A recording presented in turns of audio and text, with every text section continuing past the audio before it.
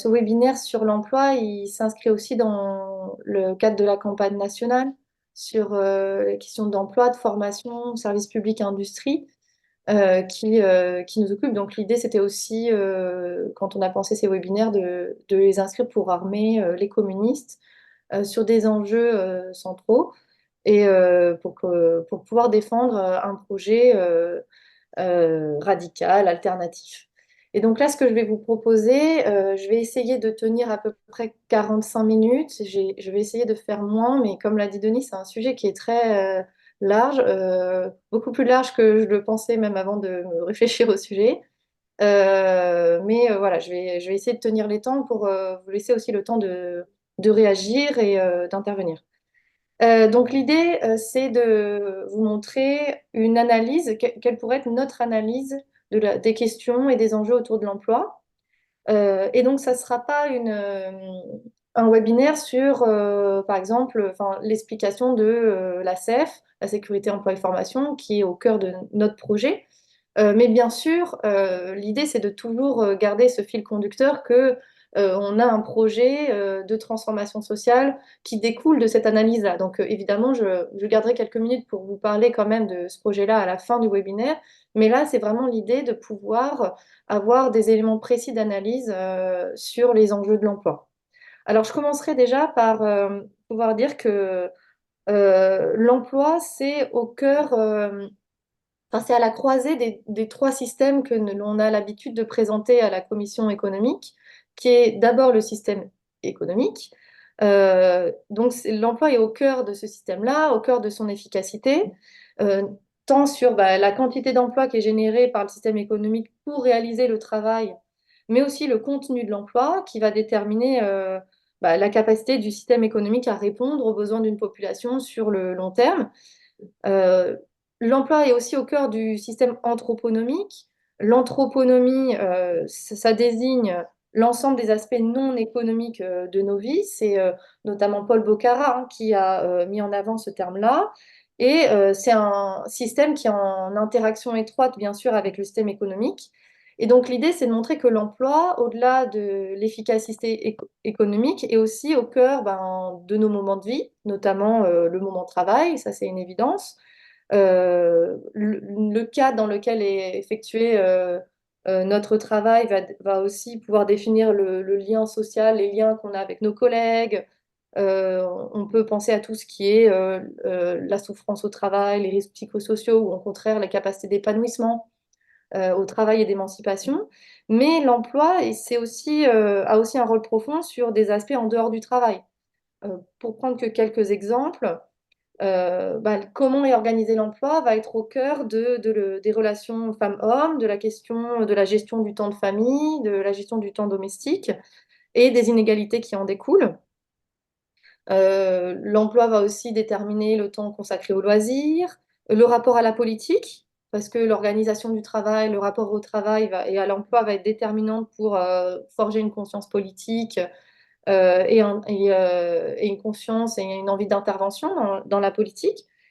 Et enfin, dans le troisième système, c'est le système écologique.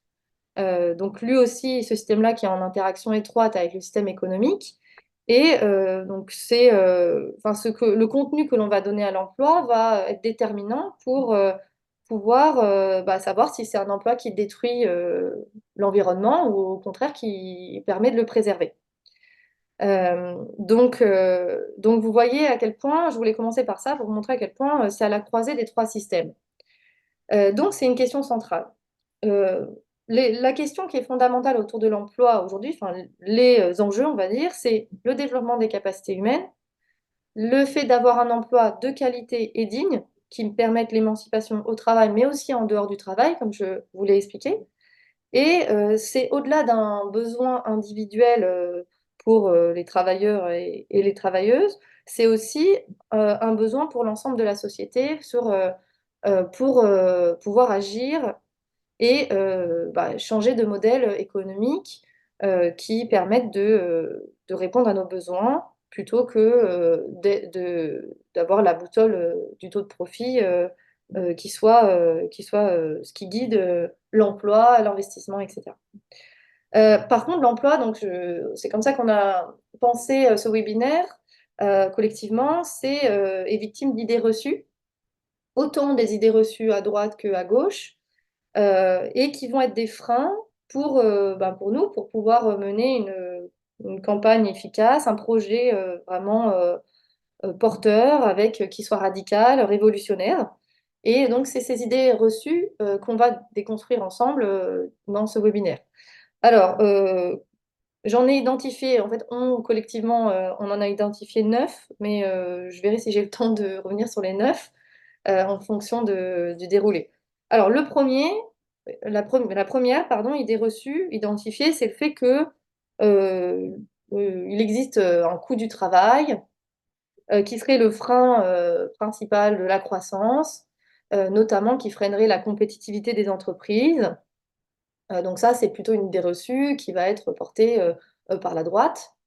Donc pour revenir sur cette idée reçue, effectivement, bon, l'emploi nécessite des dépenses en termes du côté des entreprises, hein, de l'État aussi qui fournit des emplois, pour verser les salaires, pour financer la formation. Et le travail est généralement, dans l'idéologie dominante, appréhendé comme une source, enfin, comme un coût, plutôt que comme création de richesse. Et ce coût serait alors considéré comme trop élevé, au vu des salaires notamment qui seraient appliqués dans les pays du Sud. Et on nous dit que cela obligerait les entreprises françaises à du coup, augmenter leurs prix, que ça nuirait à leur compétitivité, c'est-à-dire leur capacité à exporter. Et de là sont amenées, donc, sont justifiées comme ça toutes les politiques de baisse du coût du travail, notamment les exonérations de cotisations sociales, qui vont aujourd'hui jusqu'à des salaires équivalents à 3,5 fois le SMIC.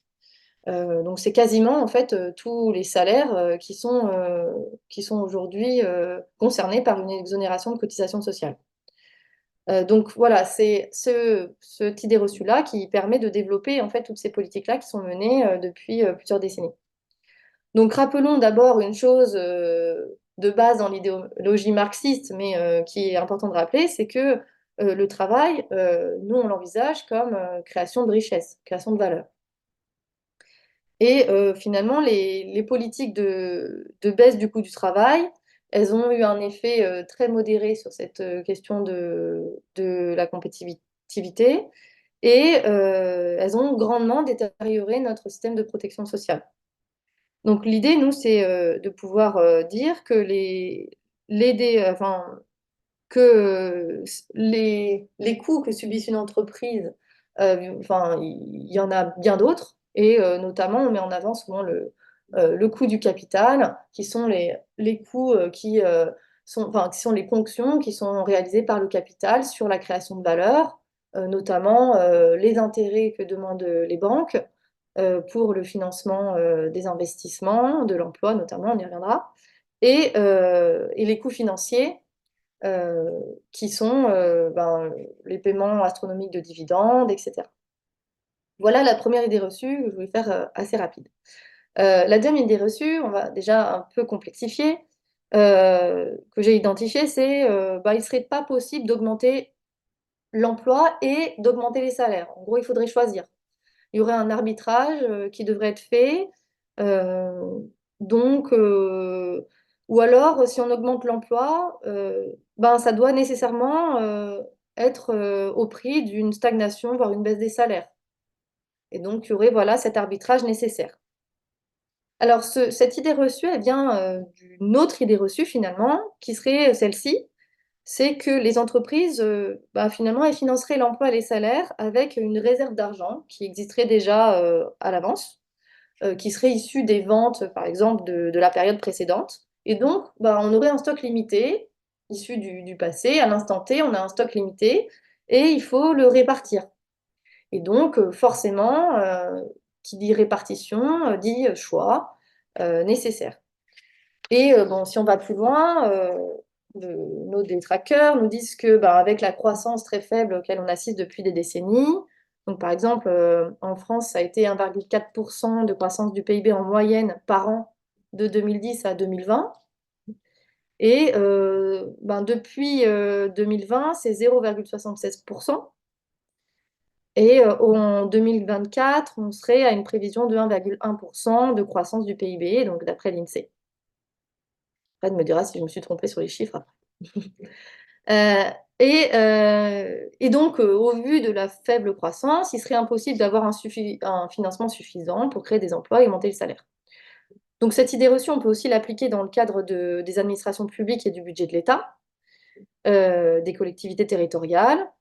Euh, c'est plus les ventes passées qui créeraient le stock d'argent dont on disposerait pour augmenter les emplois et les salaires, ça serait des recettes préexistantes issues de l'impôt, dans les idées reçues, hein, ce qui limiterait du coup l'utilisation et demanderait à nouveau des arbitrages. Et cette logique, elle s'applique aussi dans le cadre d'une révolution fiscale que l'on désire, hein, qui agirait sur la répartition en réduisant la pression sur les couches populaires et moyennes et en augmentant les efforts sur les couches les plus riches.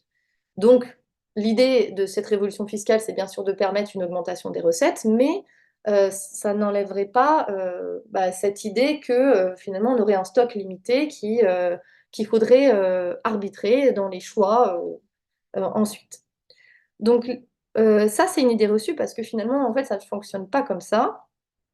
Les entreprises, l'État, euh, créent des richesses grâce au travail et financent cette création de richesses par anticipation. C'est-à-dire que, en fait, ils vont faire des avances, ils vont demander des avances et vont pouvoir, grâce à ces avances-là, réaliser des investissements, réaliser des embauches qui vont pouvoir, dans le futur, générer une création de richesse. Donc finalement, c'est pas un instant T qu'on regarde l'argent dont on dispose et qu'on va ensuite arbitrer sur ce qu'on peut faire avec. Majoritairement, les entreprises financent ce qu'elles veulent financer par création monétaire, en faisant appel soit aux banques soit par les marchés financiers euh, qui vont permettre d'obtenir des fonds. Euh, donc, en fait, les dépenses vont précéder les recettes. Les dépenses vont précéder les recettes grâce à ce système d'emprunt et de création monétaire. Voilà. Donc, c'est possible. L'idée, c'est que c'est possible. On peut financer des avances, on peut demander des avances pour financer à la fois une augmentation des emplois et une augmentation des salaires. Et en fait, c'est même nécessaire. Pourquoi? Parce que finalement, ça serait la solution, c'est à là que je voulais en venir, pour sortir de la crise structurelle du capitalisme actuel. C'est-à-dire qu'on doit euh, miser sur l'emploi, sur les salaires pour sortir de la crise. Donc là, actuellement, on est dans une logique de suraccumulation du capital telle que les entreprises et services publics, en fait, sont dans une situation de manque d'effectifs et d'une détérioration des conditions de travail qui vont peser sur la croissance. Donc, on a une pénurie d'emplois dans tous les secteurs, services publics, entreprises. Les salariés se plaignent d'un manque d'emplois, alors même qu'il y a aussi les licenciements dont on a parlé, dont Denis a introduit. Donc, on a à la fois une situation où on a des licenciements qui sont faits alors qu'on veut des emplois, qu'il y aurait besoin d'emplois pour produire plus efficacement. Donc c'est possible et en plus donc ça serait nécessaire pour pouvoir aboutir à une nouvelle croissance qui reposerait plus sur une accumulation du capital parce que c'est ça qui fait qu'aujourd'hui on ne fait pas de dépenses dans l'emploi ou les salaires, mais qui reposerait bien sur les capacités humaines euh, pour sortir de cette crise. Voilà, donc l'emploi, les salaires, et il faut néanmoins pas oublier qu'il y aura aussi besoin de faire des dépenses d'investissement. C'est-à-dire que même si l'idée c'est de quand même sortir de la logique d'accumulation du capital, le capital matériel, il sert quand même à pouvoir, enfin les machines, les outils, les logiciels, servent quand même à pouvoir décupler les capacités du travail. Et donc ça, on aura nécessité de faire ça. Et aujourd'hui, on a quand même un sous-investissement dans des machines plus performantes, qui est aussi un facteur de crise. Et on a plutôt un investissement dans du capital qui va pas servir à une logique de réponse aux besoins, mais plutôt une logique d'accumulation capitaliste. Et donc, on a plein d'investissements qui sont absurdes et qui servent finalement à pas grand-chose. Pour vous donner un exemple très concret dont on parle beaucoup dans l'enseignement, donc là, je suis plutôt côté service public, parce que c'est ce que je connais le mieux. Euh, la région Île-de-France dans laquelle je travaille a investi des milliards dans l'achat d'ordinateurs portable pour des élèves de seconde, avec une idée, une communication qui est pour dire qu'il faut qu'ils aient tous accès à Internet, etc. Donc c'est finalement une communication assez efficace. Mais dans les faits, ce sont des ordinateurs qui fonctionnent très peu, qui ne se connectent pas à Internet lorsqu'ils sont au lycée. Et pour la petite anecdote, j'ai essayé de faire une séance ce matin avec, qui a été qui n'a pas été possible parce que le matériel dysfonctionne ou obsolète. Et donc, c'est de l'argent investi qui ne sert pas à vraiment répondre aux besoins efficacement, là, dans l'exemple des services publics. Mais en fait, finalement, tout salarié peut avoir des exemples comme ça euh, dans leur entreprise ou service public. Voilà. Et donc, pour finir cette idée reçue aussi, c'est que, donc, vous l'avez compris, l'idée, c'est de dire on peut financer par des avances, mais finalement, c'est l'accès à ces avances-là qui aujourd'hui coûte très cher. Le crédit bancaire ou le financement sur les marchés financiers, c'est un coût qui pèse énormément sur les entreprises, sur l'État, euh, et en particulier aujourd'hui, parce qu'il y a eu une remontée des taux d'intérêt par la Banque centrale européenne. Donc là, les taux, ils sont en train de diminuer à nouveau, mais ils restent plus élevés que ce qu'ils l'ont été auparavant. Et donc ça a fait augmenter le coût du capital qui empêche les entreprises qui veulent être vertueuses, en tout cas qui veulent répondre aux besoins de la population, de pouvoir développer les capacités humaines et plutôt que de continuer l'accumulation de capital. Et de plus, enfin, ce crédit, il est cher et en plus, il est conditionné aujourd'hui à des critères de rentabilité plutôt que des critères économiques, sociaux, environnementaux. Voilà, donc la création monétaire, elle a aujourd'hui un problème, c'est qu'elle n'est pas orientée correctement. Elle sert une logique d'accumulation des marchés financiers, parce que des sommes énormes ont été créées pour ben, alimenter les marchés financiers, c'est ce qu'on a appelé le quantitative easing, notamment, inspiré d'une politique japonaise. Donc il y a des milliards et des milliards d'euros qui ont été investis sur les marchés financiers et qui n'ont pas été mis à disposition pour financer une nouvelle croissance reposant sur les capacités humaines.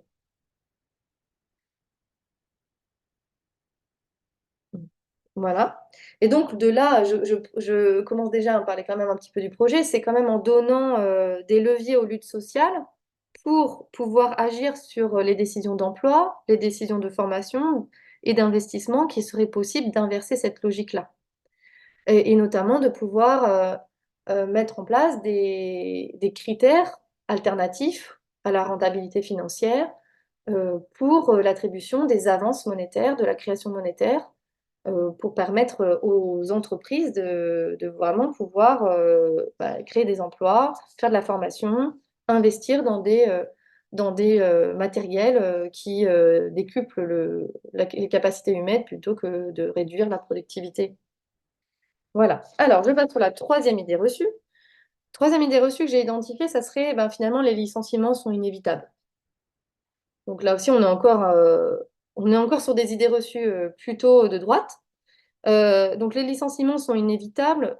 Là, on est en plein dedans avec les plans sociaux à l'œuvre. Donc il y en a, pour le citer, mais vous connaissez, hein, il y a Michelin, il y a Auchan. Je crois que la CGT a à peu près répertorié 150 000 emplois qui seraient menacés d'un plan social aujourd'hui.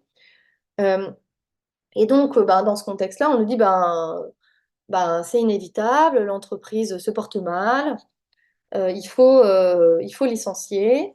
euh, Ça, malgré aussi des sommes très importantes qui ont été données aux entreprises par des aides qui ont été données aux entreprises. Ces aides, vous le savez, qui sont encore une fois bah, soumis à aucun critère, en tout cas pas de critères qui valoriseraient l'emploi, qui valoriseraient la préservation de l'environnement, les conditions de travail, les salaires, etc. Donc les licenciements, il faut le voir comme le symptôme d'un système économique qui est à bout de souffle. Euh, donc, en suivant une logique d'accumulation du capital au détriment du travail vivant, euh, il est de plus en plus difficile pour les capitalistes de maintenir des taux de profit suffisants pour l'appétit de leurs actionnaires, enfin, des actionnaires. Et donc, ben, ils vont user de tous les moyens économiques et politiques pour rétablir des taux de profit acceptables. Donc, ils sont en train d'essayer de sauver le système et ce sont les emplois et les salaires qui vont servir d'ajustement pendant un temps, en tout cas, pour maintenir les taux de profit. Donc c'est pour ça on observe en même temps, en parallèle, des niveaux d'accumulation de capital très élevés et des niveaux aussi de revenus du capital très élevés, donc par exemple les dividendes qui vont exploser, en parallèle à une pression à la baisse sur les salaires et des gels d'embauche, voire des licenciements.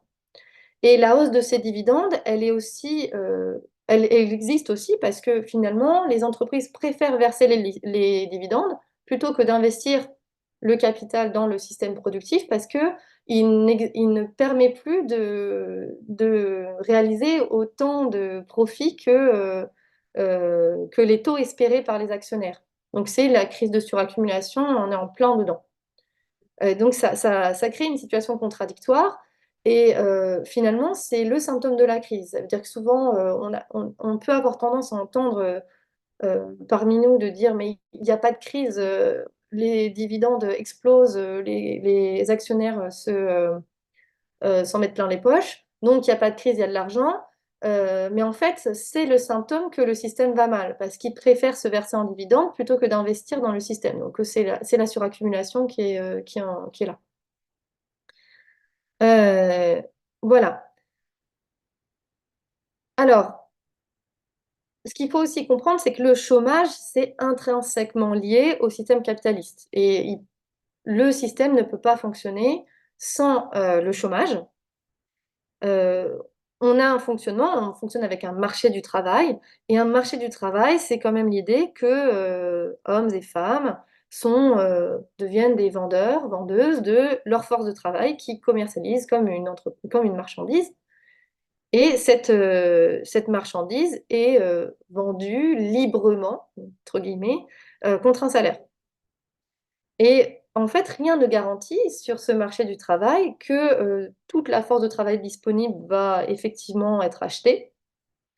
Et de la même manière, rien ne garantit que toutes les marchandises, euh, enfin, de la même manière que sur un marché de biens et services, on ne peut pas garantir que toutes les marchandises produites vont être au final achetées, qu'il ne va pas y avoir des stocks qui vont être de surnuméraire. Et donc, étant donné qu'on fonctionne avec un marché du travail comme celui-ci, euh, il y a nécessairement du chômage. Le marché du travail fonctionne euh, avec le chômage.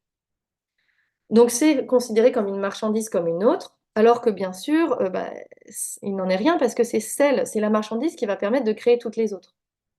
Donc elle est singulière comme marchandise, mais elle est traitée comme une marchandise comme les autres.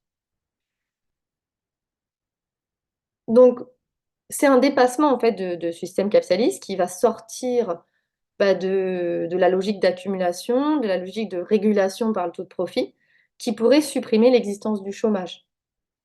Donc finalement, pour revenir à l'idée reçue, le chômage est inévitable. Ah oui, dans un système capitaliste, c'est intrinsèquement lié. Dans un projet alternatif, dans un projet communiste qui transforme la société, le chômage, le but, c'est de le faire disparaître, c'est qu'il n'existe plus. Donc il est évitable en changeant de système.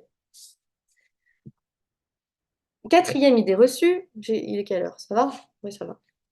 Euh, L'évolution technologique induit nécessairement une diminution de l'emploi et une augmentation du chômage. Donc là, ça fait référence à un vieux débat en économie, donc d'abord avec la robotisation, donc le remplacement du travail par les machines. Aujourd'hui, on a l'IA aussi qui interroge sur cette question-là. Donc, est-ce que finalement, le progrès technique, l'évolution technologique, elle induit nécessairement un sacrifice de l'emploi?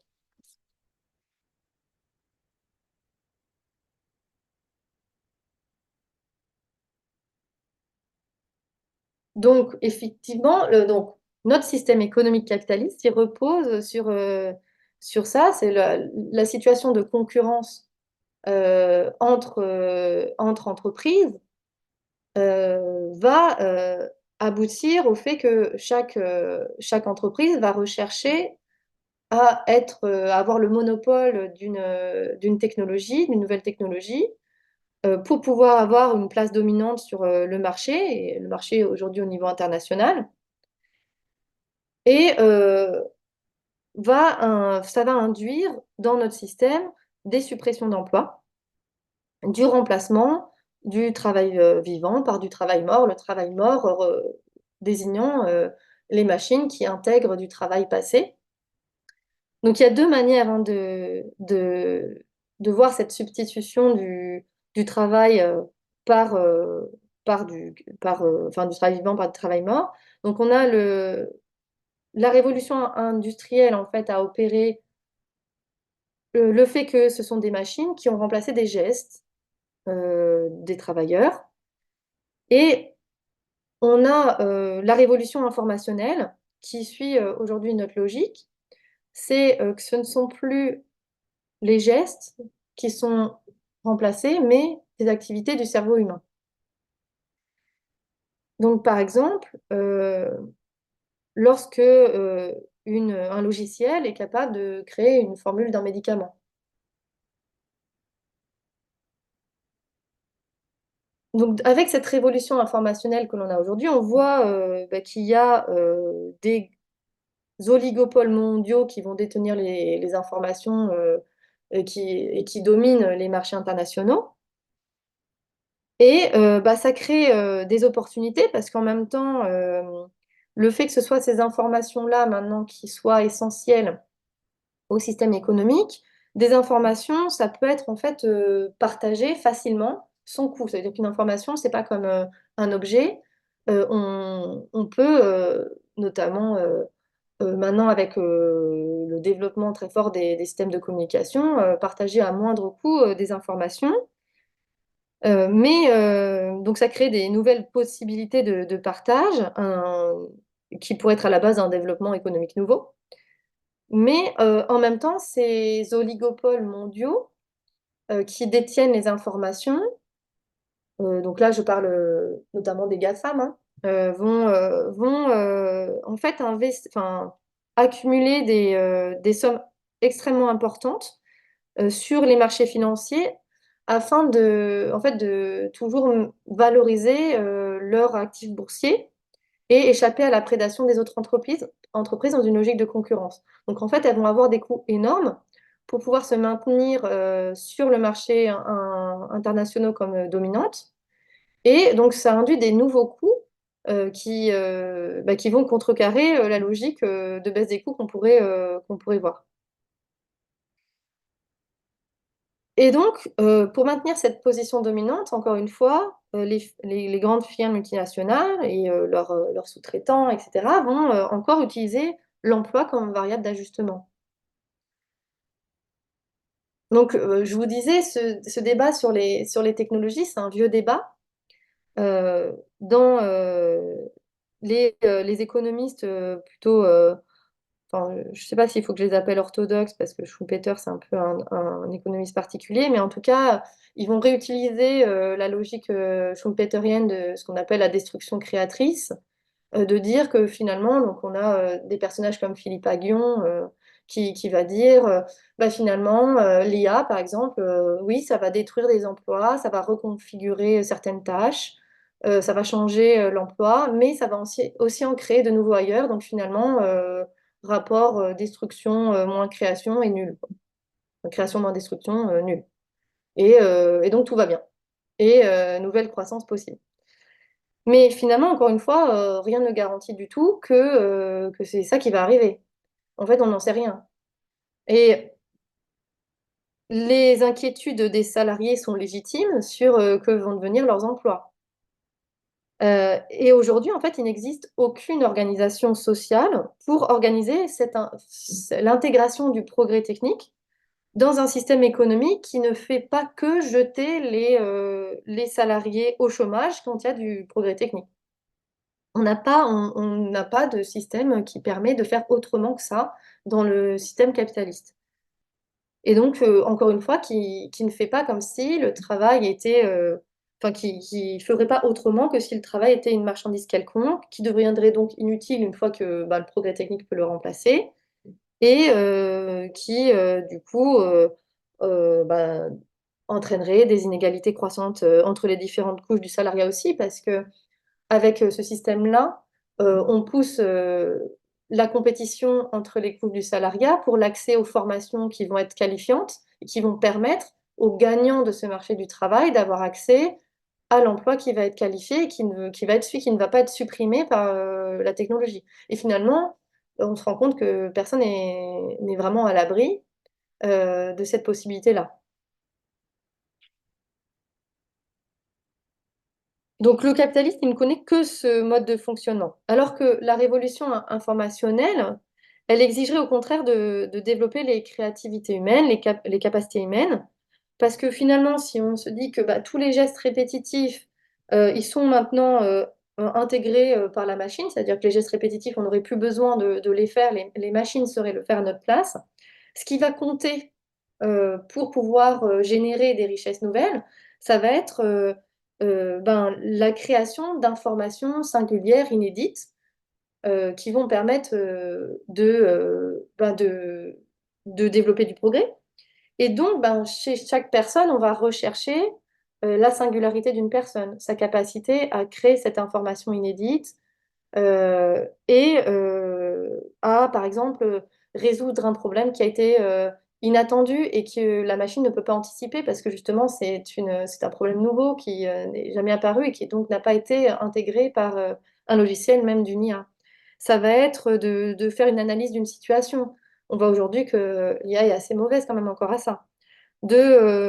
Mais aussi de créer des groupes de travail, de la solidarité, d'avoir des, une situation au travail qui repose sur la gestion des émotions, l'empathie au travail et la mise en avant de ces émotions-là aussi, leur valorisation. La coordination, la centralisation de l'information. Moi, je sais, par exemple, dans mon travail, on en parlait en heure syndicale ce matin, encore une fois, le fait d'être capable de tout savoir l'information sur ce qui se passe, ça devient une donnée, enfin, ça devient un enjeu énorme d'arriver à gérer un établissement scolaire. Que finalement, on ne sait pas ce qui se passe dans notre établissement et on ne sait pas comment arriver à ce que l'information parvienne à tous et ne soit pas non plus, qu'il n'y ait pas trop d'informations qui tuent l'information, que ça soit efficace, etc. Et donc, bah, tout ça, ça demande de développer les créativités singulières des personnes. Alors que finalement, bah, notre système, il produit du chômage et que ça aussi, c'est un gâchis de capacité humaine.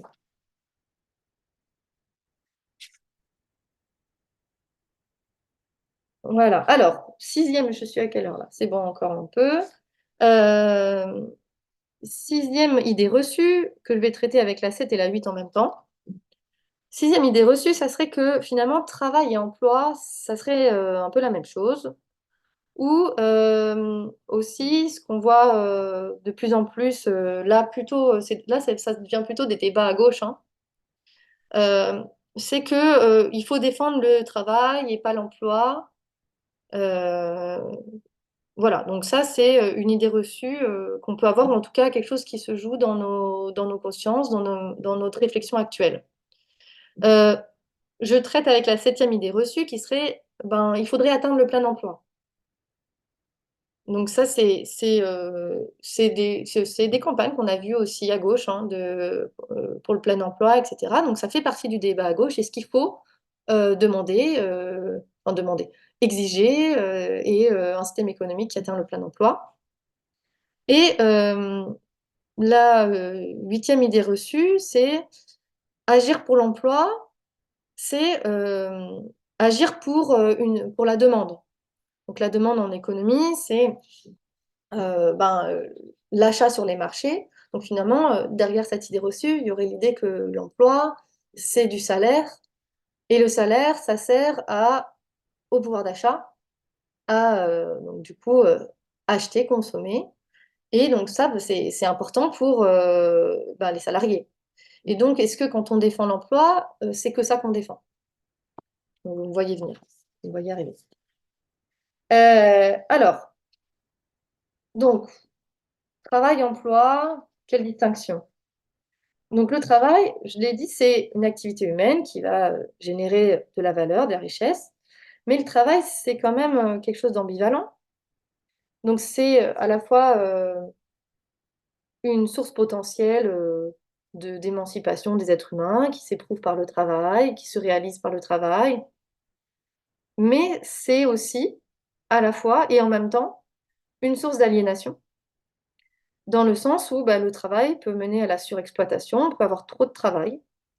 On peut avoir une injonction, à la productivité, à être toujours plus, productif, à toujours plus, travailler plus efficacement en s'oubliant, en oubliant sa santé et donc ça va empiéter sur, tous les aspects de la vie, au-delà du travail et aussi, le travail peut, épuiser, non seulement, les êtres humains, mais aussi la nature. Donc, dans le travail, il y a ces 2 dimensions-là.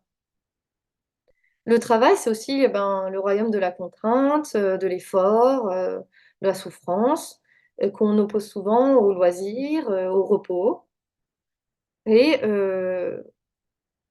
il y a aussi un travail qui est plus ou moins efficace. Donc en fonction du type d'investissement qui est réalisé, de la formation, de l'organisation du travail qui a lieu dans l'entreprise, dans une administration publique. Le travail va être plus ou moins efficace, plus ou moins porteur de sens. Qui peut, dans ce cas-là, quand il n'est pas efficace, quand il est peu porteur de sens aussi, heu, il peut générer beaucoup de souffrance. Donc ça, c'est du côté du travail. Donc le travail aujourd'hui, une partie de ce travail-là, une partie du travail, va s'inscrire dans une organisation sociale que l'on nomme l'emploi. Heu, mais il y a encore une partie du travail qui échappe à l'emploi. Par exemple, le travail domestique. Donc le travail domestique, c'est bien un travail, il y a bien une richesse produite, par ce travail-là, mais il n'y a pas d'emploi. Alors, je vais nuancer parce qu'il y a une partie du travail domestique aujourd'hui qui est gérée par de l'emploi quand même, mais il y a une grande partie qui échappe. Donc le fait que le travail domestique échappe à toute organisation sociale aujourd'hui, ça pèse sur la vie des femmes. Ça diminue le temps de repos, le temps de loisir, le temps d'engagement associatif, politique et donc l'emploi s'oppose, ici au travail par le fait qu'il propose une organisation sociale du travail. L'emploi va proposer une organisation sociale du travail, il va être déclaré, légal, rémunéré, il va être défini dans le cadre, du droit, avec des obligations du côté des entreprises qui ont été obtenues par les luttes sociales. Durée limitée du temps de travail, prise en charge des accidents du travail, accès à la retraite, cotisation santé, et cetera. Donc si on prend encore, à nouveau l'exemple des femmes, une partie, ouais, c'est ce que je disais tout à l'heure pour nuancer, c'est une partie du travail domestique qui a été intégrée dans l'emploi aujourd'hui. Donc on a, notamment dans les services publics, en fait, le travail, par exemple, des assistants parlementaires, l'éducation nationale aussi, en partie, l'assistance à la personne, mais aussi dans les entreprises par, l'entretien. Donc tout ce travail, domestique-là, il a été en partie, pris en charge dans une organisation sociale et ça a permis qu'une partie, c'est ça le drame, c'est que c'est qu'une seule partie, qu'une partie des femmes échappe à ce travail domestique, à une partie du travail domestique en tout cas, et la contrainte qu'il représente. Bien sûr, évidemment, bah, il y a encore une insuffisance d'emplois créés dans ce domaine-là pour prendre en charge l'ensemble du travail domestique dans la société, enfin qui serait plus du travail domestique. Et tous les ménages ne peuvent pas en profiter parce qu'il y a une large partie qui n'est pas dans du service public accessible gratuitement, qui va être payant, donc passer par les marchés, et donc qui exclut une partie de la population.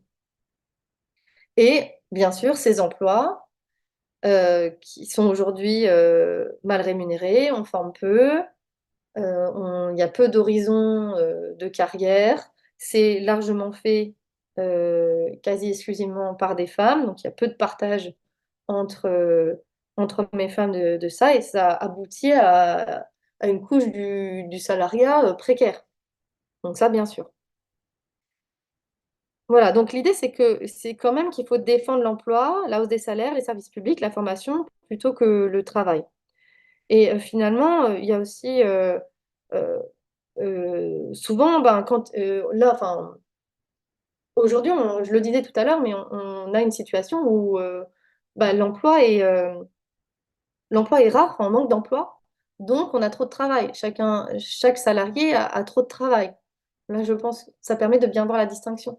Quand il n'y a pas assez d'emploi, il y a trop de travail, et donc on en souffre. Et finalement, même, c'est anecdotique peut-être, mais le fait que bah, Pôle emploi se soit transformé en France Travail, ça devrait nous alerter sur le potentiel réactionnaire que peut, euh, enfin, que peut transporter ce terme aussi, hein, cette notion de travail. Et donc, ce qu'on demande aux entreprises et à l'État, c'est la création d'emplois. Et d'emplois, bien sûr, qui ont un contenu, enfin, euh, qui soit pas qu'une quantité, qu'un nombre, ce qui soit aussi un emploi de qualité, digne, et qui porte une efficacité nouvelle. Alors, par contre, l'emploi, ça cristallise, cette notion d'emploi, elle cristallise des rapports de force, de classe et des luttes idéologiques. Et par exemple, la notion de plein emploi, dont je parlais tout à l'heure, en fait, chez les économistes hétérodoxes, le plein emploi, c'est un taux de chômage autour de 5%. Donc en fait, ils ne conçoivent pas euh, le fait qu'il n'y ait pas de chômage, quoi. Ils ne conçoivent pas l'idée d'un système économique sans chômage.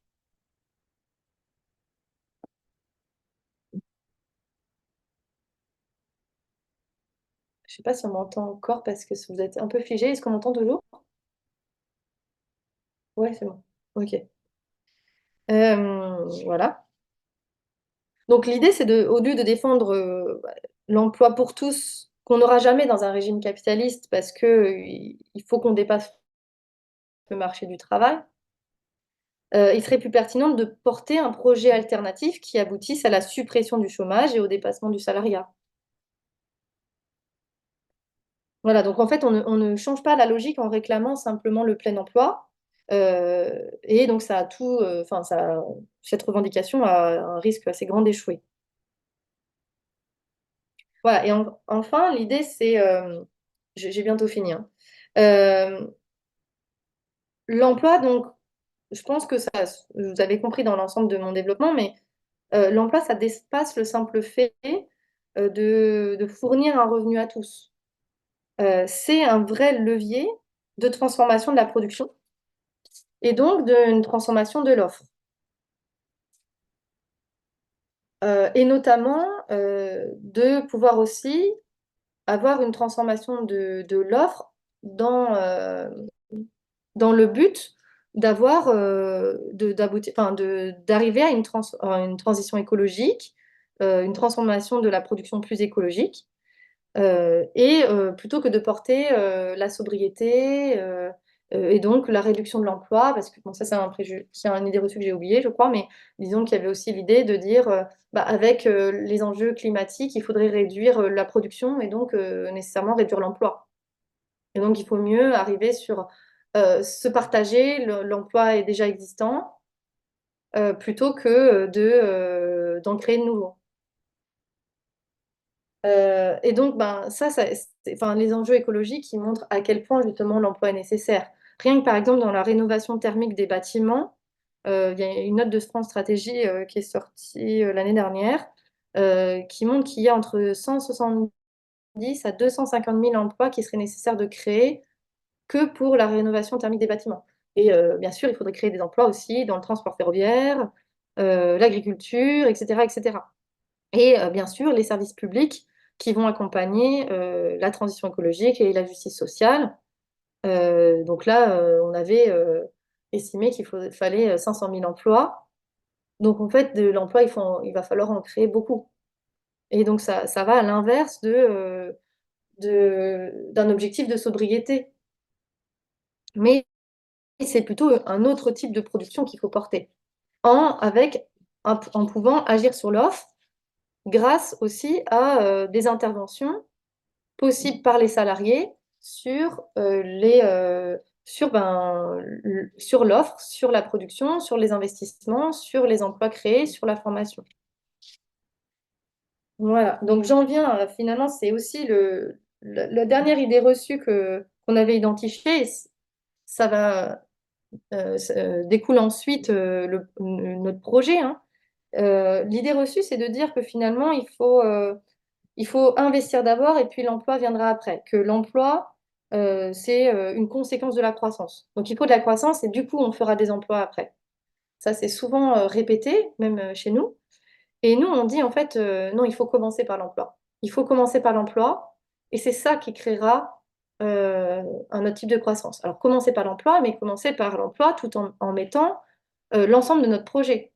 C'est-à-dire l'emploi, la formation et un emploi qui soit de qualité pour les conditions de travail, mais qui soit aussi un emploi dont on met un contenu porteur d'un nouveau type de croissance qui n'est plus sur des critères de rentabilité, mais des critères de réponse aux besoins sociaux, environnementaux, et donc pour les êtres humains et la planète. Voilà. Donc, commencer par l'emploi. Donc, il y a à la fois des mesures d'urgence à mettre en place. Donc là, on a quand même une crise qui a été, enfin, qui est de plus en plus profonde et qui a des conséquences de plus en plus graves sur l'emploi. Donc, les mesures d'urgence, c'est moratoire sur les licenciements, valoriser les projets souvent alternatifs mis en avant par les syndicats et représentants du personnel pour éviter la suppression des emplois. De la transparence sur les aides publiques qui sont données aux entreprises qui suppriment des emplois.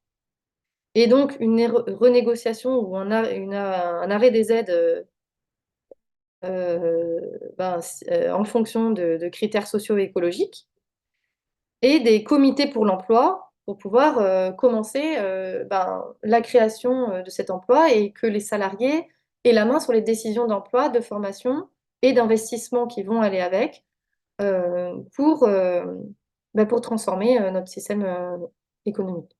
Et ensuite, il faut des mesures plus structurelles, des institutions, la sécurité emploi et formation, très rapidement, ceux qui seraient pas familiarisés avec la sécurité emploi et formation, c'est au cœur de notre projet communiste, de dire que c'est un système qui met en place le fait que tout individu est soit en emploi, soit en formation, euh, et donc ne passe jamais par la caisse chômage et est rémunéré en permanence, que la formation permet d'accéder à des emplois de meilleure qualité et mieux rémunérés. Et donc, c'est un système qui supprime l'existence du chômage. Je le fais très court, hein, parce que j'avais dit que c'était pas une formation sur la SF. Euh, et ces emplois nouveaux qu'il va falloir créer, il faut qu'il y ait des décisions qui soient prises pour qu'ils ne suivent pas une logique de taux de profit, de rentabilité, mais bien de réponse aux besoins. Et donc pour cela, il faut des nouvelles institutions de décision. Donc il faut approfondir la démocratie avec une planification à tous les étages, c'est-à-dire de l'État, mais aussi au plus local.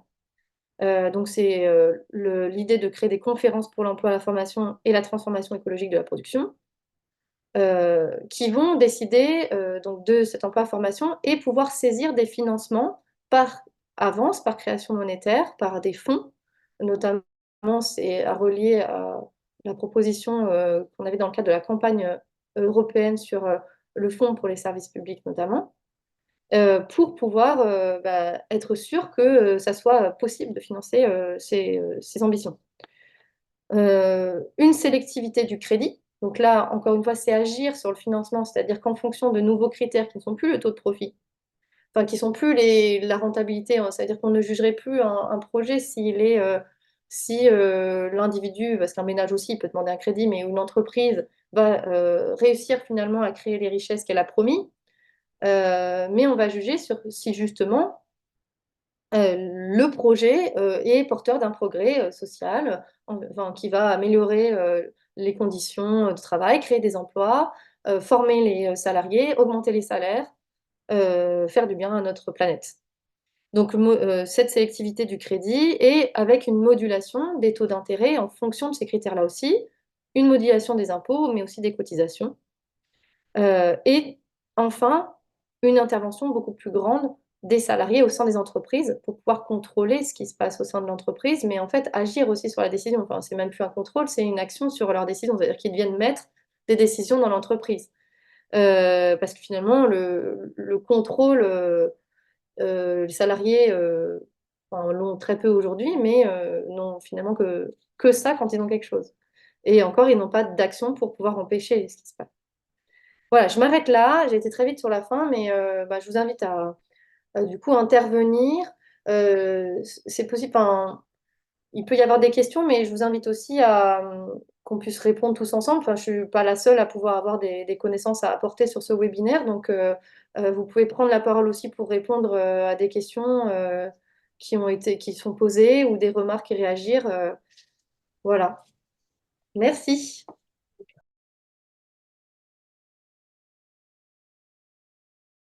Merci beaucoup, Talia. Et je trouve que cette partie que tu as développée sur la différence entre travail et emploi est remarquable et qu'elle est extrêmement importante en ce moment dans le parti et au niveau de la direction même. Et j'aimerais que tu, tu fasses ce webinaire euh, à d'autres. C'est extrêmement important parce que effectivement, il y a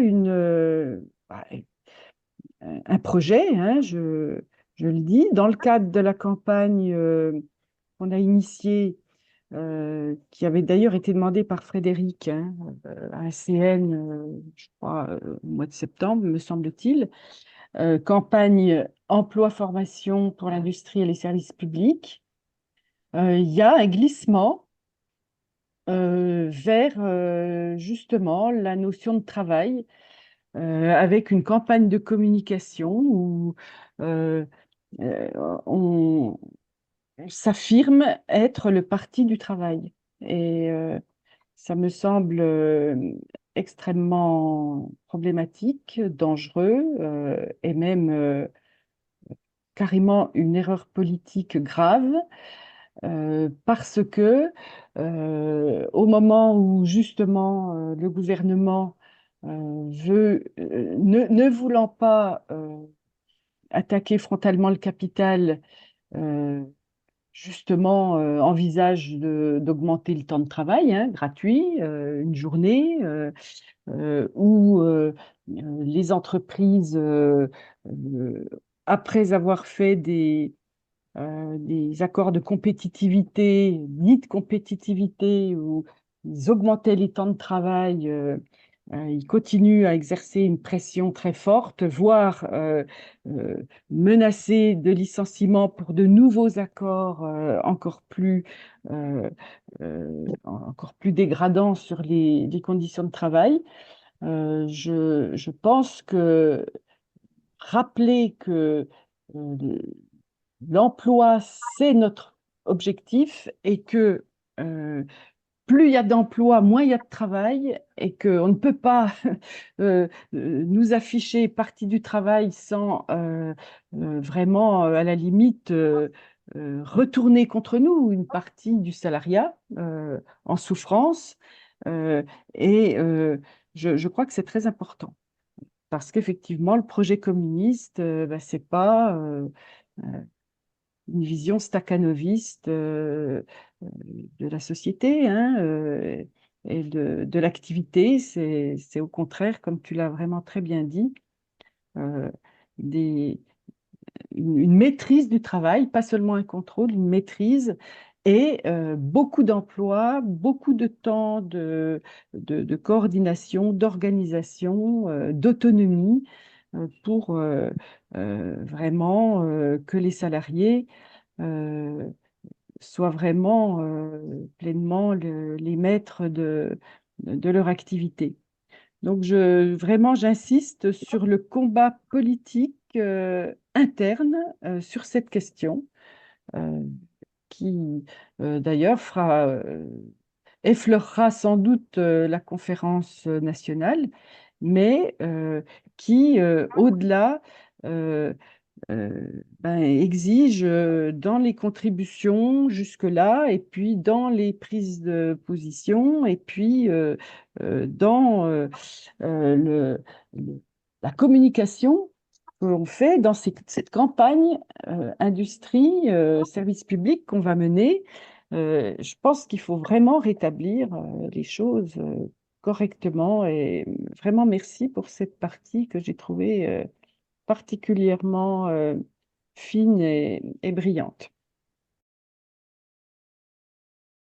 Merci, Denis. Donc, très rapidement, dans le recensement des idées reçues, à moins que j'ai loupé quelque chose dans l'exposé de Talia, il me semble qu'on n'a pas évoqué cette idée effectivement reçue et même couramment admise que pour développer l'emploi, il faudrait diminuer le prix du travail. Moins le travail serait cher, plus il y aurait d'emplois. Bon, il se trouve que j'étais, il y a une trentaine d'années, je travaillais à la direction de la prévision du ministère des Finances.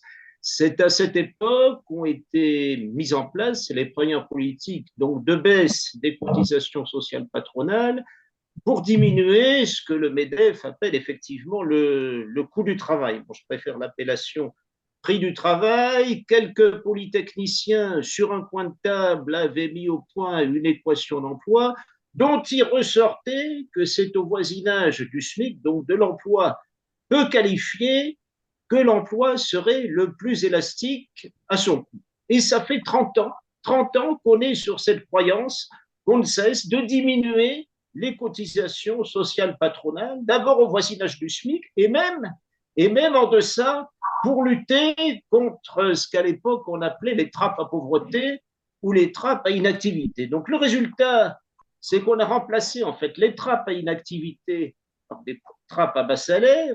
Sur cette période de 30 années, on est vraiment tombé dans une smicardisation du pays.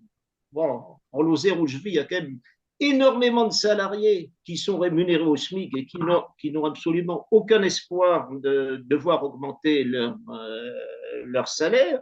Ensuite, il y a eu un effet de second tour, c'est en voulant diminuer ainsi le prix de l'emploi peu qualifié, on a spécialisé l'économie française dans des secteurs, des branches peut-être relativement plus intensifs en travail, mais également beaucoup moins porteurs de gains de productivité et de valeur ajoutée. Petit à petit, année après année, on se rapproche, par exemple, du modèle espagnol, qui est largement basé sur le tourisme. Et enfin, je m'arrêterai là. On a beaucoup mis en avant, pour justifier donc ces baisses de cotisations sociales, la fameuse concurrence internationale et les risques de délocalisation. Mais il faut bien comprendre qu'il y a quand même énormément, même une majorité d'entreprises qui ne sont pas soumises à la concurrence internationale. Mais ces entreprises-là, elles ont eu un effet d'aubaine extraordinaire avec la baisse des cotisations sociales qui s'est transformée en marge supplémentaire. Donc, pour mémoire, aujourd'hui, au niveau du SMIC, les cotisations patronales doivent représenter à peine 6 ou 7% du salaire brut, contre environ 50% il y a 30 ans. Alors, il y avait un rapport sur le sujet qui a été évoqué par l'UMA, d'ailleurs, il y a quelques jours, un rapport qui avait été commandé par Elisabeth Borne, qui a été commis, bon, je ne l'ai pas lu dans son intégralité parce qu'il est assez épais, je crois, de deux économistes, Bozio et Wamser, qui sont en train de démonter effectivement ce mythe, cette idée reçue de la nécessité de diminuer le prix du travail pour développer l'emploi. Voilà, j'en ai terminé. Je me permets d'intervenir. D'abord, Guillaume, je trouve c'est très intéressant ce que tu dis. Si tu peux, peut-être que on peut te commander une analyse du rapport, même si connaissant Bozio, à mon avis, ça va être pour renforcer encore les exonérations de cotisations sociales. Donc, faut voir, le rapport et pas forcément ce qu'en a dit le journaliste de l'UMA qui peut-être manque de formation ou d'information. Mais c'est très intéressant ce que tu dis. Moi, je voudrais aussi souligner le grand intérêt de l'exposé de Talia, parce que on parle de la réalité de ce que pensent les gens, les idées reçues, pour aller vers ce qu'on veut. Donc, je pense que c'est cette façon originale de faire, elle peut déstabiliser, mais je pense que c'est celle qui est importante. Je voudrais d'abord un point politique et après un point de théorie. L'enjeu politique, c'est l'emploi. C'est ça l'enjeu politique, c'est l'emploi. Pour changer le travail, pour changer le contenu du travail, pour changer la production, pour venir, bien sûr, sur le reste des questions. Mais c'est ça la question. Et d'ailleurs, souvent, on confond le travail et la personne du travailleur. Quand on dit l'affrontement capital-travail, un peu à la Victor Hugo, avec un grand C à capital, un grand T à travail, très romantique, en fait, on veut dire la personne des travailleurs. Et effectivement, on veut réduire la personne du travailleur à du travail alors qu'elle déborde la personne du travailleur. C'est tout autre chose. Et on veut le développement de la personne des travailleurs, qui ne se réduit pas à son moment de travail, toute l'anthroponomie, toute sa vie hors travail, et qui ne se réduit pas uniquement à un acte de travail, même quand il est en emploi. Alors, je veux quand même faire le lien avec l'analyse marxiste un peu traditionnelle, parce que ça peut déstabiliser la façon dont Talia a présenté les choses. Elle est présente, elle est à fleur. J'ai plus de batterie, on va voir, je vais baisser tout de suite ma... Voilà. Donc, le travail crée des richesses. C'est le travail qui crée des richesses, bien sûr. Mais, et dans cela, c'est différent de la vision néoclassique où il suffit de coller L, labor, du travail, et K, le capital, en croyant qu'on va créer des richesses. Si vous me mettez moi dans un chantier le matin avec une pelleteuse, vous revenez le soir, au mieux il ne s'est rien passé, au pire j'ai essayé de faire marcher la pelleteuse et on a détruit, j'ai abîmé la pelleteuse ou j'ai détruit le terrain, etc. Donc on a même perdu des richesses. Donc il ne suffit pas de coller du travail et du capital. Il y a le travail en réalité, c'est une activité, c'est un processus. C'est pas seulement la personne du travailleur qu'on pose et qu'on colle. C'est une activité, c'est une dépense, une souffrance, un épanouissement, c'est les deux choses à la fois. C'est une dépense, d'où le salaire d'ailleurs, qui compense cette dépense.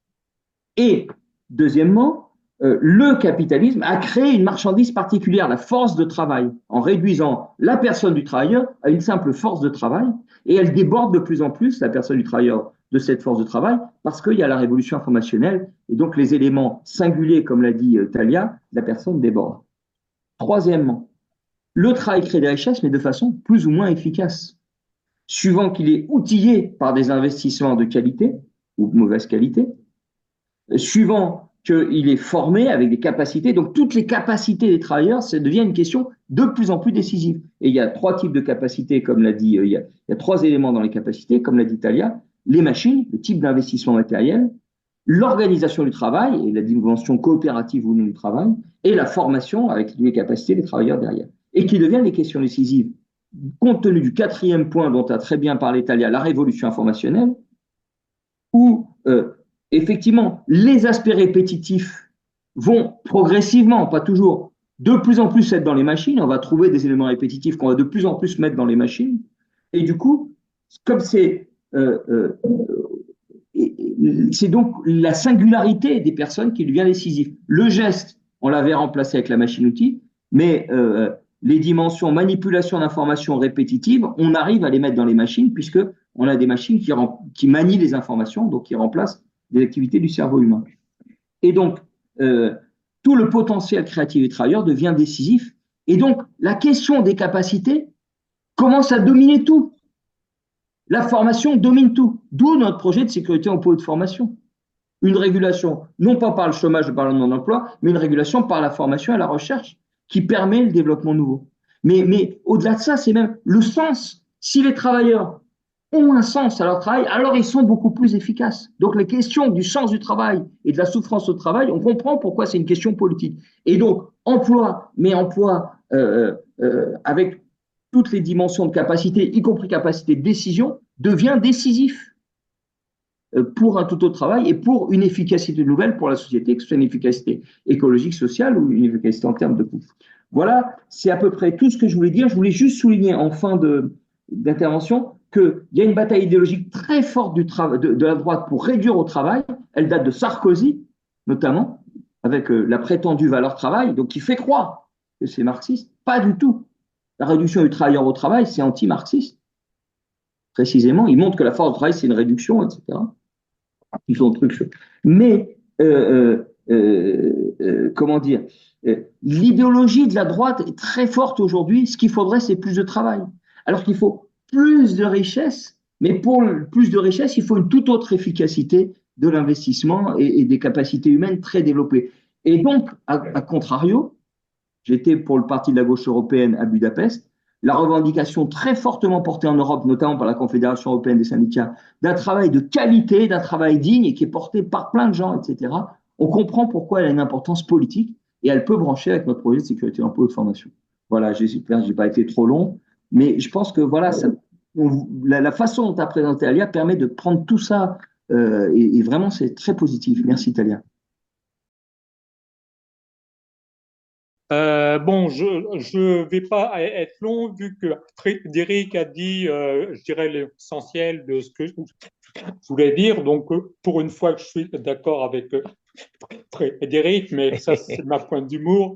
Voilà. Non, ce que je veux enfin insister, c'est sur deux points.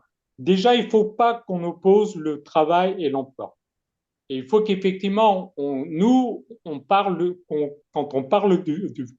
du travail, on essaye justement de démonter tout ce que dit la droite par rapport à ça. Donc, il faut pas qu'on lâche là-dessus, il ne faut pas qu'on lâche sur cette question-là, mais effectivement, il ne faut pas oublier que aujourd'hui, dans la bataille qu'on a contre le capital, c'est effectivement la bataille de la reconnaissance du travail par l'emploi. Et ça, c'est effectivement des choses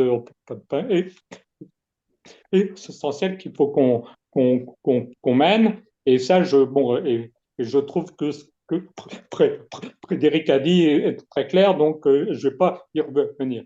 Ce que je voulais souligner, c'est que moi, je rencontre dans les formations syndicales, c'est que les salariés doutent eux-mêmes de la capacité de création de richesse de leur propre travail. Et là, il faut, à mon avis, qu'on les fasse, qu'on débatte avec eux, parce qu'effectivement, chaque jour, on leur fait croire que leur boulot il est inutile, qu'il est inefficace, et ils finissent par effectivement, je dirais, eux-mêmes intégrer un certain nombre de choses. Donc, parler du travail et effectivement la façon des conditions de travail et le fait que justement nous on considère que être efficace c'est mettre le moins possible de travail dans une tâche, hein, voilà, on n'est pas esclave et donc voilà. Mais cette bataille-là, elle me semble aujourd'hui effectivement relativement importante à amener. La deuxième chose que je voulais dire par rapport justement à un petit peu les notions de coût de l'emploi, coût du travail, coût du capital. La bataille qu'on a autour des salaires, c'est véritablement justement la bataille de réclamer notre part de richesse qui a été créée. C'est ça notre enjeu. Nous, on n'est pas parce que lorsqu'on parle du coût de production, il faut qu'on réfute l'idée qu'on nous comparera aux machines. On est des êtres humains, donc on va pas voilà, on refuse cette bataille qui considérait à nous mettre en pied d'égalité entre un robot et un salarié. Et ça aussi, je pense qu'il faut qu'effectivement, je suis d'accord pour qu'on montre que le coût du capital joue aujourd'hui un poids énorme par rapport à la production, justement parce que le coût du capital, c'est toute la bataille politique qui mène eux pour prendre cette richesse qui a été créée. Et que nous, face à ça, notre bataille, c'est effectivement la bataille sur les salaires et l'emploi. J'arrête là et pour pas être trop long. Je dirais que moi, j'étais heureuse de voir que le parti prenait la défense du travail, mais je pense qu'il y a il y a une incompréhension, peut-être une ambivalence du mot. Ça dépend ce qu'on y met dedans. Pour moi, quand je parle de travail, c'est un travail de qualité. C'est pas du travail aliéné. Pour moi, alors peut-être que effectivement, par des formations professionnelles, je suis plus penchée là-dessus. J'ai été formée en psychodynamique du travail, donc pour moi, le travail, c'est le travail bien fait, donc c'est pas l'aliénation, quoi. Donc, je pense qu'il est important de bien préciser, de bien savoir de quoi on parle quand on dit qu'on défend le travail. La quantité de travail, je dirais, j'ai toujours dit que la quantité de travail, elle n'était pas limitée, puisque elle est limitée, oui, mais par les besoins de la société, quoi. Tant qu'il y a des besoins à satisfaire, il y a du travail à faire, hein. Donc, c'est le contraire de l'emploi qui, lui, est limité. Et je souligne un point que Talia a soulevé sur le travail. On recherche plus maintenant, ce qu'il faut, c'est rechercher la spécificité de l'individu. Moi, je le souligne en disant que le travail, en psychodynamique, on dit que c'est ce qu'on fait quand on fait ce qui n'est pas prévu. C'est-à-dire que pour cela, il faut effectivement que l'intelligence de l'individu soit mise en œuvre pour réaliser le travail, puisque on sait très bien que dans tout travail, dans toute tâche qui est prescrite à un travailleur, s'il n'y met pas un peu de sa personne pour résoudre ce qui n'est pas prévu et les embûches qui se dressent dans la réalisation du travail, il n'arrive pas à le réaliser. Donc, c'est ça que j'entends, moi, par travail. C'est pas de faire ce qui est prescrit par le processus, mais ce qu'on rajoute dans le processus prescrit pour réaliser la tâche. Donc là-dessus, je crois que moi, je suis pour défendre cette notion de travail-là. Oui, je trouve que bon, Talia est repris par Evelyne, sur lequel je suis totalement d'accord, sur cet aspect, donc je dirais, de discussion qui existe au sein du parti entre travail et emploi. J'ai ferraillé, allez, on va dire 2 fois, voire 3 fois, si ce n'est pas 4 fois, lors de conseils départementaux auprès des camarades pour expliquer la différence ce qu'il y a entre le travail et l'emploi. Pour dire qu'à un moment donné, on peut avoir un travail, ne pas avoir d'emploi, et on peut avoir un emploi et ne pas avoir de travail. Donc, il y a bien une différence quand même importante. Et je remercie aussi Tania d'avoir mis en avant le glissement sur la sémantique entre Pôle emploi, qui est devenu France Travail. Et s'il est devenu France Travail, c'est pas pour rien. C'est toute la logique aujourd'hui du capital et des détenteurs du capital. Et à partir de là, je trouve que ce qui serait souhaitable, c'est que la Comeco puisse sortir un écrit, un recto verso peut-être ou un peu plus, qui aille sur ce sujet-là. Et je suis d'accord avec Evelyne, mais tout à fait d'accord, que au niveau national et parmi donc je prends l'exemple avec mon secrétaire départemental, j'ai fait railler là-dessus. C'est-à-dire que dans le cas de la NFP, il a mis en avant le travail. Moi, bon, voilà. Et donc, il faut que, s'il y avait la possibilité donc de sortir un document et qu'on pourrait le faire circuler pour amener, je dirais, cette réflexion avec tout en évitant, je dirais, une opposition entre travail et emploi, puisque les deux sont nécessaires. Et puis, après, pour être un peu plus court, mais par rapport à l'explication, je vais donner un exemple. Donc, j'ai déjà amené, c'est sur ce qu'on appelle, ce qui a été dit par Dalia et qu'on emploie souvent, ce qu'on appelle la variable d'ajustement, et c'est souvent l'emploi. Un des exemples flagrants qui va sûrement arriver aussi en 2025 dans le monde bancaire a, je dirais, un repère bien connu qui s'appelle le coefficient d'exploitation. Et ce fameux coefficient d'exploitation qui a été créé donc par le monde bancaire est le résultat d'une fraction qui est au numérateur, vous avez ce qu'on appelle les charges, l'ensemble des charges, c'est-à-dire les coûts de fonctionnement d'une agence, le matériel, les salaires, la formation, et au dénominateur, nous avons ce qu'on appelle le PNB, le produit net bancaire.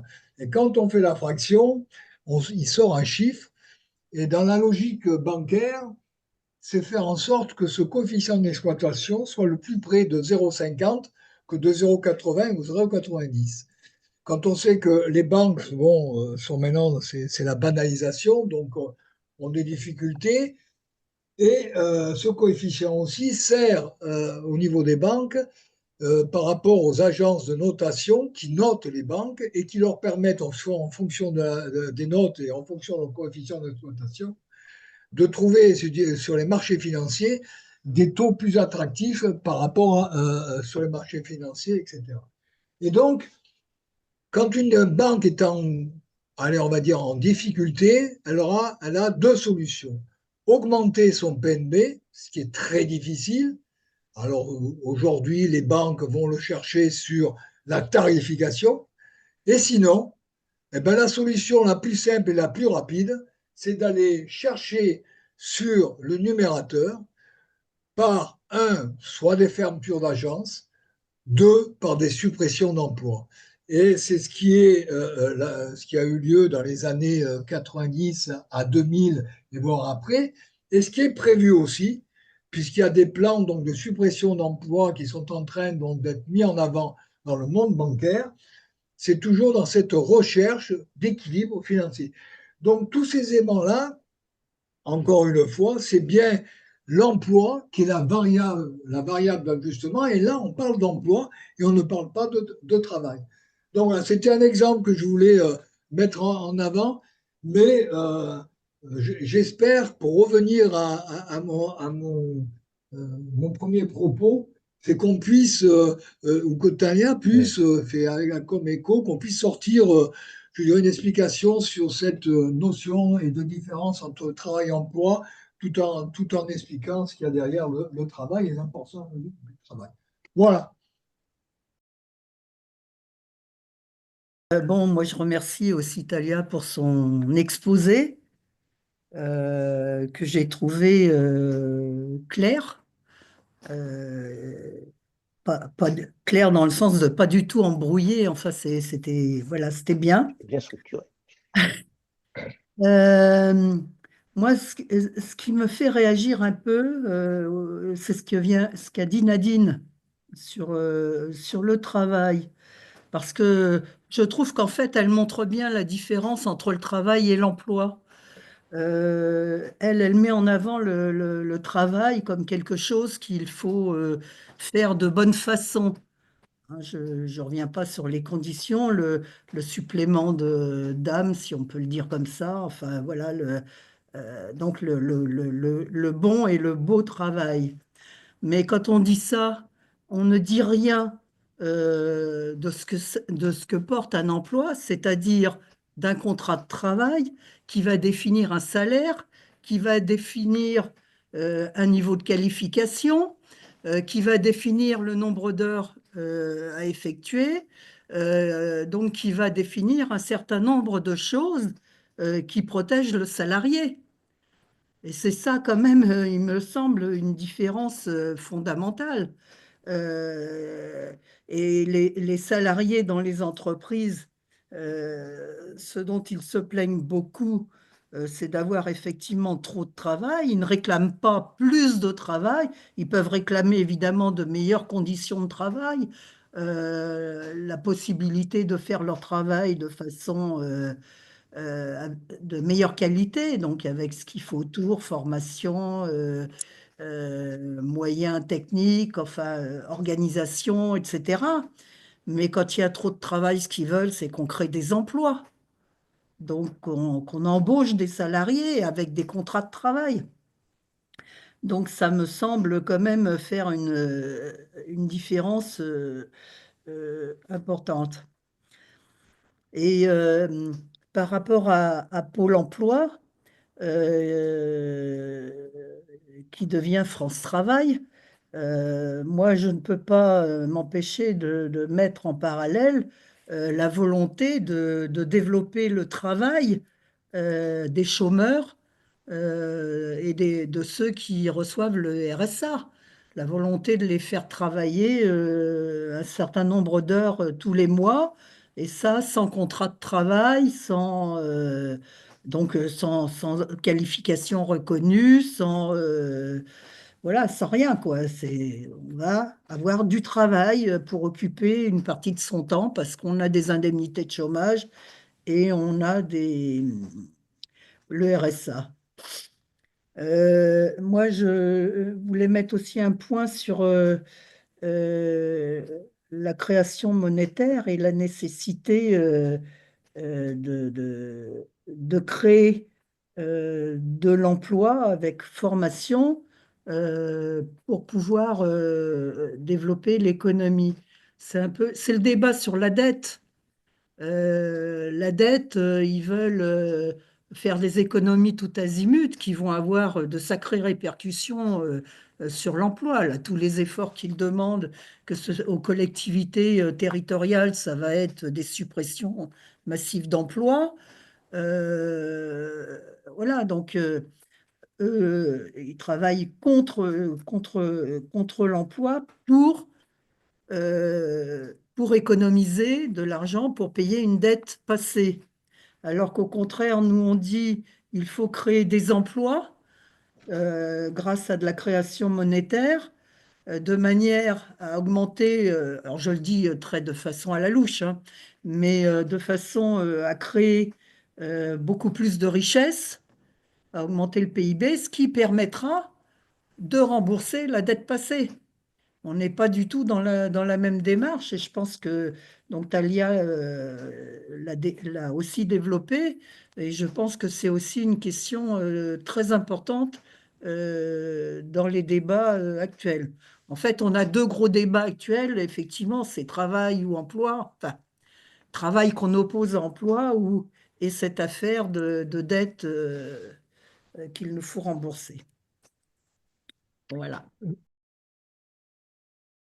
Sur ce que j'ai beaucoup apprécié chez Talia, c'est que chaque fois qu'elle aborde un concept, elle précise que c'est dans le cadre du capitalisme. C'est-à-dire, souvent on parle d'emploi dans le capitalisme. capitalisme, si on ne fait pas la différence, on tend à tout mélanger. C'est-à-dire, l'emploi, ça devient quelque chose d'abstrait, et le travail, ça devient quelque chose d'abstrait. Et dans le travail d'Atalia, c'est très clair que chaque fois, c'est précisé dans quelles conditions. Pour ce qui est de l'intelligence artificielle, ce n'est que l'accumulation du travail mort qu'on remet en œuvre, et cette intelligence artificielle, elle permet de démultiplier les capacités du travail. Pour ce qui est de la création de richesses, c'est pas le travail qui crée les richesses. Marx, il dit dans la critique du point de Gotha, il dit les richesses, d'abord, c'est la nature qui les fournit, et l'homme, en transformant la nature en fonction de ses besoins par le travail, il va satisfaire à ses besoins. Voilà. Si on ne met pas au cœur de la réflexion, parce que moi, j'ai travaillé beaucoup avec les ergologues, par exemple, et avec les économistes, puisque ça fait depuis 70, etc. Mais souvent, il y a il y a ce débat en permanence qui constitue à opposer effectivement travail et emploi. L'emploi, c'est quoi? C'est une forme de suggestion qui permet de produire dans ce système qui s'appelle le capitalisme. Donc, dans l'emploi, il y a l'exploitation, obligatoirement, dans les rapports. Alors, mais justement, la CEF, la sécurité emploi et de formation, elle consiste en quoi? Elle consiste à introduire un processus dans lequel le rapport de suggestion et le rapport d'exploitation va diminuer jusqu'à ce qu'il y ait une transformation de la qualité du rapport entre le travail et la société. Voilà. Je pense que c'est un peu. J'ai apprécié l'ensemble des interventions qui ont été faites jusqu'à présent. Simplement, ce que j'essaie de faire, j'essaie d'intervenir sur un angle de vision qui essaye de retirer un certain nombre d'idées, de concepts, d'images, d'une vision générale qui fait qu'on ne le voit pas, cette vision, dans le cadre qui est le capitalisme que nous allons transformer. Et si on a tendance à couper les choses en morceaux, lorsque l'ensemble des remèdes que propose l'économie néo-marxiste de régulation systémique, c'est un ensemble qui constitue une unité. C'est-à-dire, il n'y a pas d'un côté l'absence, d'un côté le crédit, d'un côté ci, d'un côté là. C'est-à-dire, il y a un processus d'ensemble qui va retirer de plus en plus une part plus grande.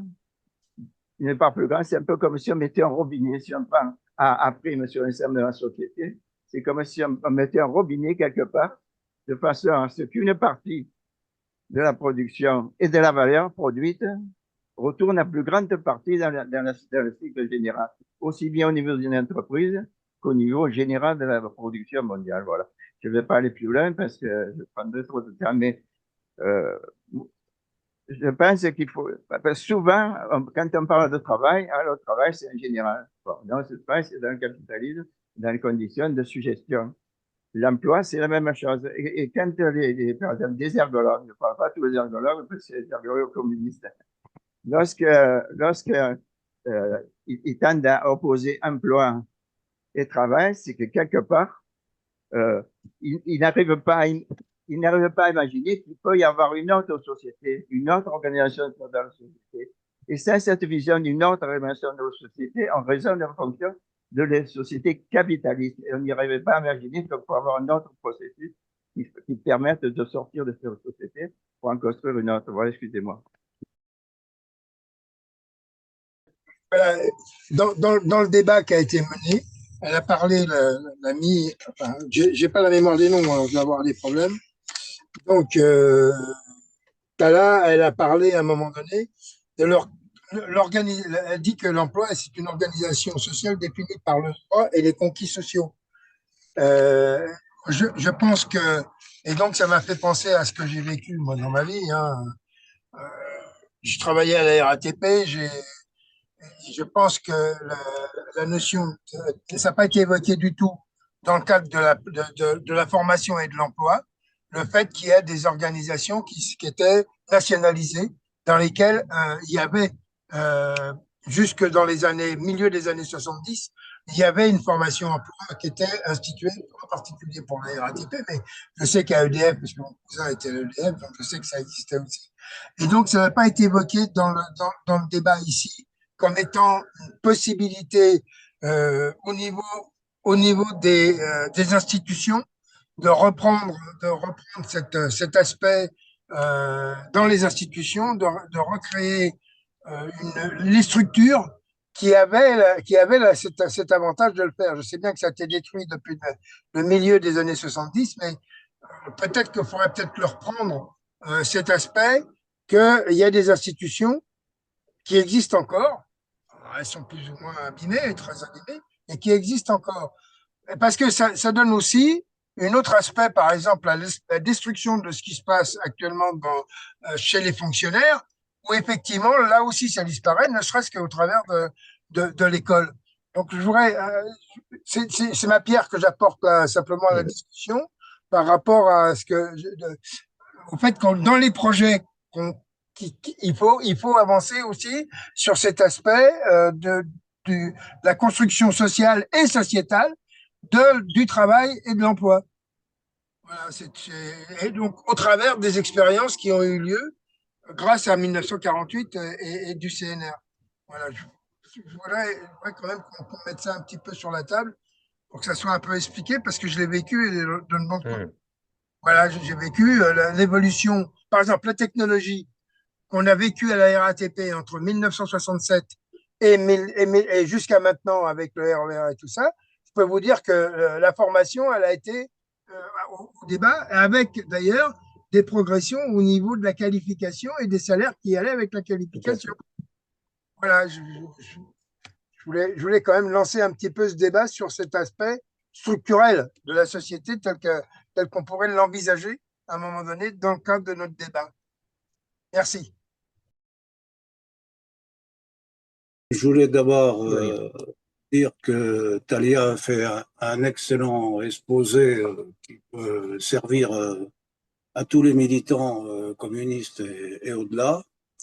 Il y a de quoi creuser à partir de ce qui a été exposé. Dans les années 80, en ce qui me concerne, j'étais formateur en industriel, dans le public. Et c'est à ce moment-là que j'étais dans le Nord. Et on a subi les fermetures à la navale, Dunkerque. De l'autre côté, c'était le bassin de la Sambre et le bassin du Valenciennois, justement le secteur où aujourd'hui est Fabien Roussel. Et on nous a fermé toutes les formations en disant qu'il n'y avait plus d'avenir dans l'industrie, il n'y avait plus d'avenir dans la sidérurgie, il n'y avait plus d'avenir dans la mécanique, il n'y avait plus d'avenir dans le textile et il n'y avait plus d'avenir dans l'habillement, ce qui fait beaucoup, sachant que le charbonnage, c'était déjà fermé. On n'en était pas à l'époque de ChatGPT, mais on en était, pour ce qui me concerne, moi en mécanique, au début des commandes numériques, de toute une modernisation, et on nous a empêchés de la faire. Et en cela, c'est l'expérience que j'ai vécue. Je ne sais pas si à tous les endroits, y compris dans le syndicat, on a bien mesuré, mais ça a été une casse industrielle d'abord et une casse des formations en même temps. Ce qui fait que l'un tenu par l'autre, les deux bouts ensemble, ça permettait à tous les réactionnaires et tous ceux qui voulaient ces transformations profondes de la société et de l'industrie et de la répartition des productions en Europe et dans le monde, ça permettait de leur rendre les choses, pour eux crédibles, puisque d'un côté, ils cassaient la formation, et après, ils ont dit qu'il n'y avait pas les réponses à la formation, et de l'autre côté, ils ont cassé l'industrie, ils disaient qu'il n'y avait plus besoin de formation. Voilà ce que j'ai connu. Pour moi, c'est quelque chose qui pèse encore, dans la mesure où ça relie travail, emploi, formation. Moi, j'y rajouterai un mot. Peut-être que j'ai tort, parce que ça fait toujours drôle.